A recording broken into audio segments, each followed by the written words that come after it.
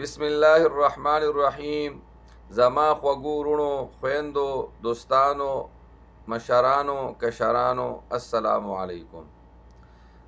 زه نن تاسو ته داسې وظیفه ښیم، انشاءالله دا وظیفه تاسو شروع کوئ. ستاسو په کار کې، ستاسو په روزګار کې، ستاسو په رزق کې به الله برکت واچوي. د دې ډېرې غټې فایدې دي، خو چند یو څو فایدې درته زه ښیم.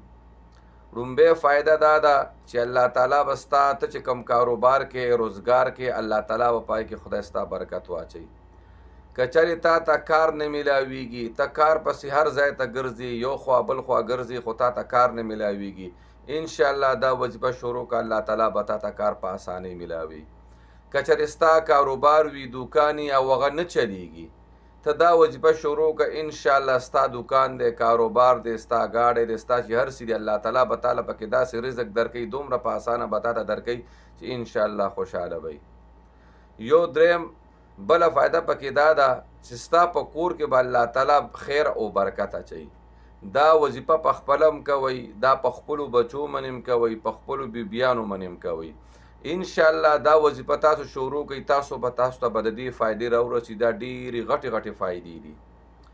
څنګه چې تاسو د ماښام موضوع کوئ او د ماښام د مونځ نه پس په هغه ځای به کښېنئ او تاسو به 200 پیرې سوره اخلاص ووایئ. قل هو الله احد الله الصمد لم یلد ولم یولد ولم یکن له کفوا احد.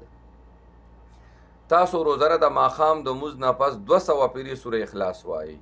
تاسو به انشاءالله چې دا تاسو شروع کوئ، تاسو به حریان شئ چې ستاسو په کاروبار به خدای بند کاروبار به ستاسو خدای روان کړي.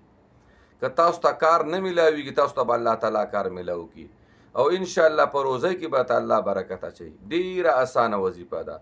سوره اخلاص د هر ماښام د مونځ نه پس 200 پیرې به تاسو دا شروع کوئ، انشاءالله تاسو مزید را روان وخت کې به تاسو ته په خپله فایدې را رسي. ډېرې غټې فایدې دي. د کور برکت دی پکې، انشاءالله بچي به ته خدای نیک عمله صالحه لوګي. دا دومره غټه یو برکتي وظیفه ده. انشاءالله دا تاسو شروع کوئ، تاسو ته به په خپله پته ولګي د ټیم په ټیم.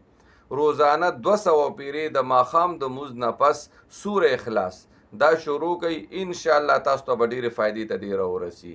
او مزید د ویډیوګانو کتو دپاره زما دا چینل سبسکرایب کړئ، لایک کړئ، فالو کړئ.